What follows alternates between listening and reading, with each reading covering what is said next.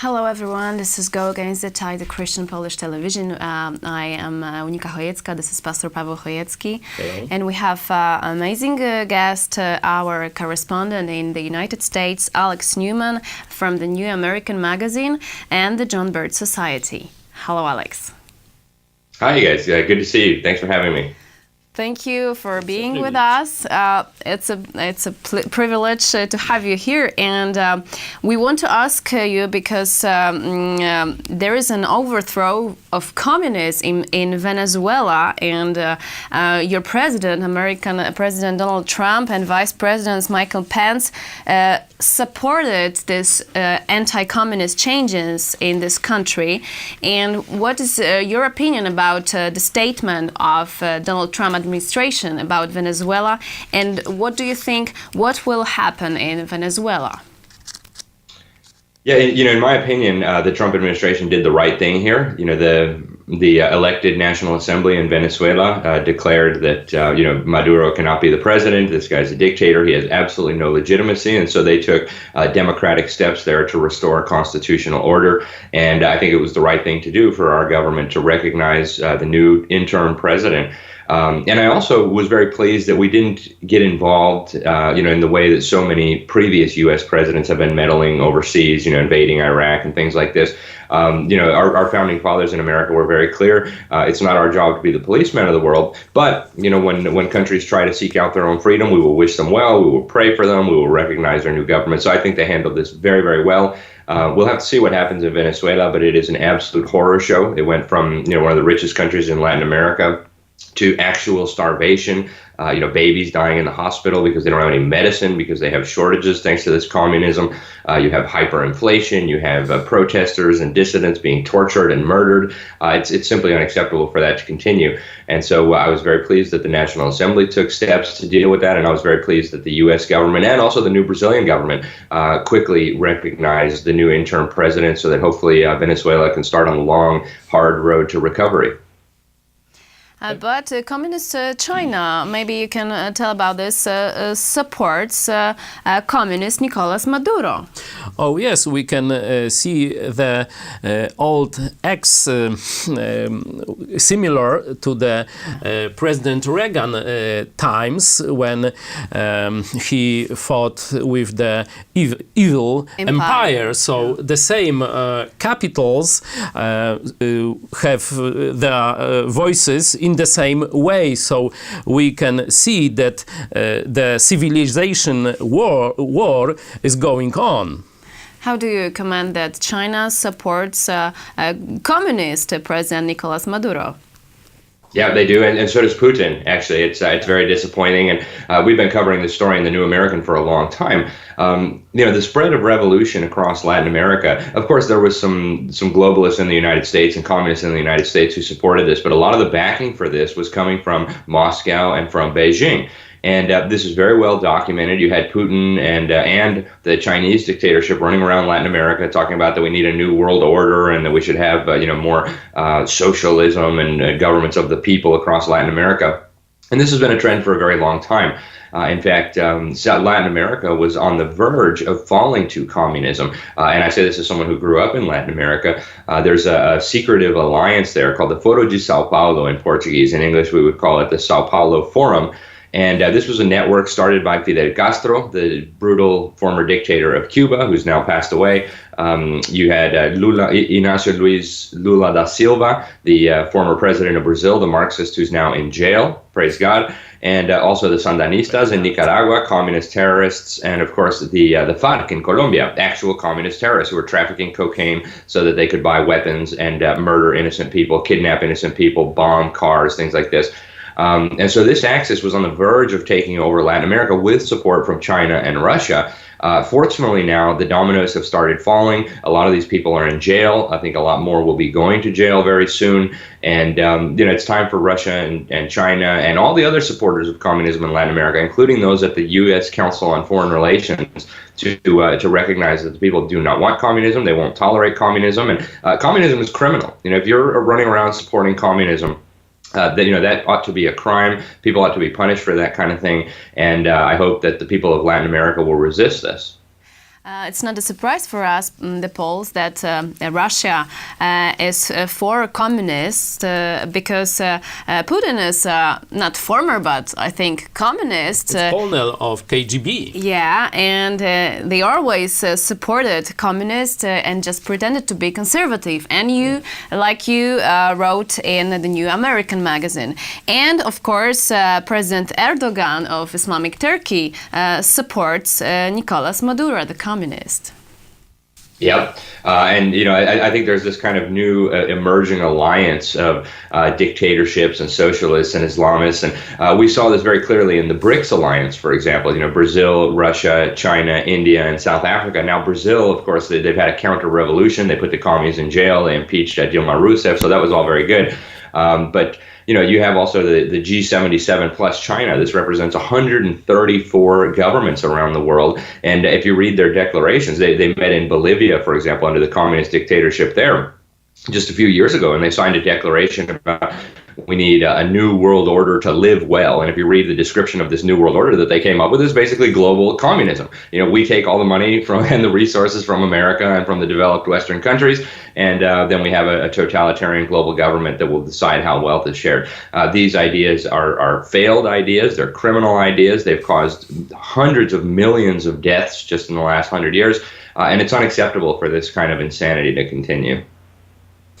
I would like to inform that Polish government is neutral in this process going on in Venezuela. It's very sad, but the new anti-communist and biblical party, November 11 movement, is appealing to the authorities of Poland to an immediate recognition of the opposition in Venezuela. So there are circles in Poland which think the same about the communism. Yeah, the Pastor Paweł Chojecki is a vice president of this party, November 11 movement, the only biblical and anti-globalist, anti-communist party in Poland, which supports the overthrow of communism in Venezuela. Please tell your American friends about our statement, because it's in the internet. You can check it out on our English website of our party. That's wonderful news, and it's nice to know that there is a biblical party in Poland. It would be nice if we had more parties like that around the world. So thank you guys for what you're doing.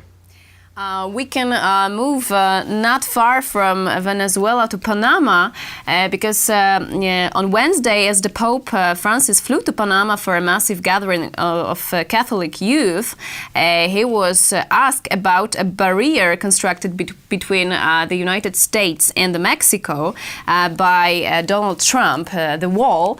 And he said that about this Trump's border, fear that makes us crazy. It's the fear that makes us crazy, Pope Francis said about this wall and Donald Trump. And I'm thinking, how will Vatican react for this anti-communist changes in Venezuela? And is it some kind of reply that Vatican is anti-Donald Trump? Yeah, it's very sad to see this. In fact, I was just at the Vatican maybe a couple of months ago, and they have a big, beautiful wall built all around the Vatican. And it's a beautiful wall. It really is. It's very high and very huge to keep invaders out. So, congratulations to them for having a nice wall. I guess some pope at some point in history was all those things that Pope Francis talked about. But, it's very sad to see Pope Francis and his activities in America. He seems to have a very good relationship with the brutal communist dictatorship in Cuba. He actually was down in Bolivia and received what I consider to be a blasphemous crucifix. It was actually a crucifix in the shape of a hammer and sickle. That's something that you would throw in the trash. You don't accept that as a gift. You put it on fire. I mean, it's just disgusting. It's blasphemous. And yet Pope Francis accepted it with a smile on his face. And, it's very unfortunate, I think, that the Pope has warmed up to these radical leftist movements in Latin America. And I think it's very unfortunate that he chooses to waste his time criticizing Donald Trump and his ideas for bringing the mass illegal immigration under control. There's a lot of problems in the world. And if he wants to get active in political issues, let's talk about what's happening in Venezuela as one good example. There's people starving. There's people having to flee from there. There's people whose children are dying in the hospital. There's people who are being tortured.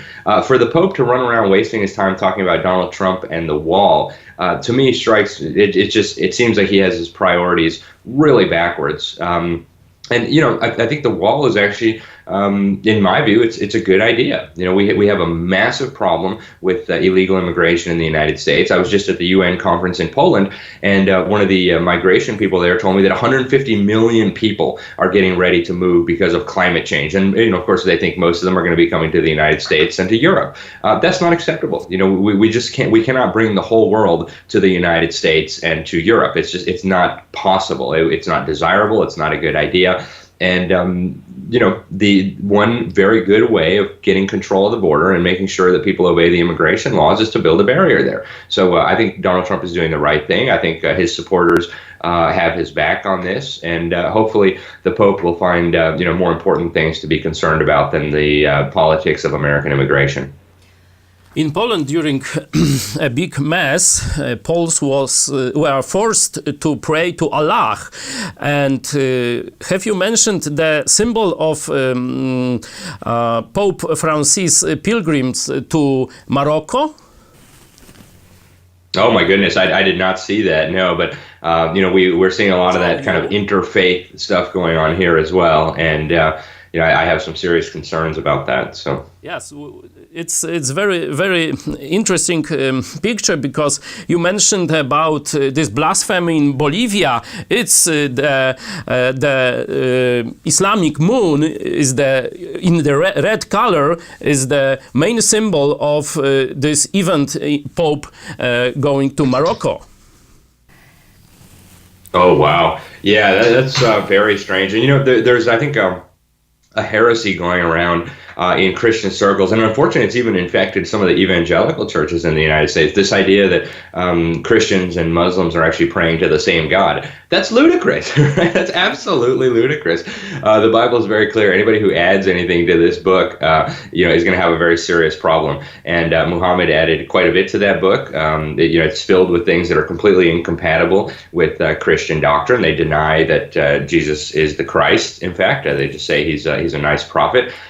So, very clearly, we're not praying to the same God. The Bible says that, if you know my Father, then you know me. If you know me, then you know my Father. And Muslims very clearly do not know Jesus Christ, the Jesus Christ described in the Bible. So obviously, they're not praying to the same God. And yet there is this movement, this ecumenical movement that says, oh, no, we're all just, worshiping the same God in slightly different variations. That's simply not true. And anybody who read their Bible and then knew anything about the Quran would recognize that. So I'm very troubled about this. I think there's also a political agenda behind this kind of globalist ideology that we need to unify the whole world under, one government, one religion, one economy, and all the rest of it. And I think it's very dangerous. I think Christians need to resist this siren call and recognize that you need to be reading your Bible if you're being swayed by these arguments, because it's very clearly not biblical.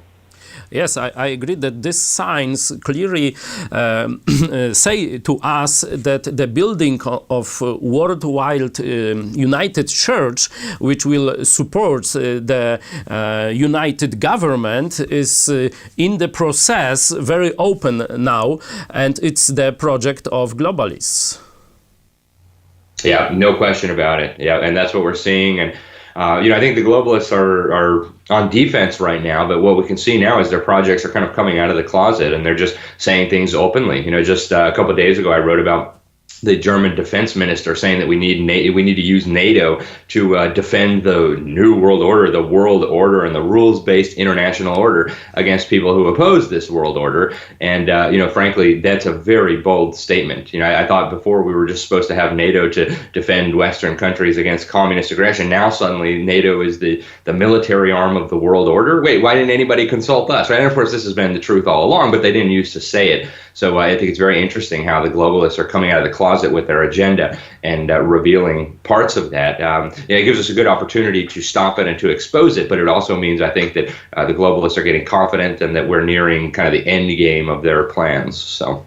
You mentioned about Germany, and a few days ago, Germany and France make a new pact which liquidate the national states of these two countries, and it is the beginning to rebuild the whole European Union in one federal state, I think. And the second observation, Germany, for the first time after World War II, has nuclear power in this moment.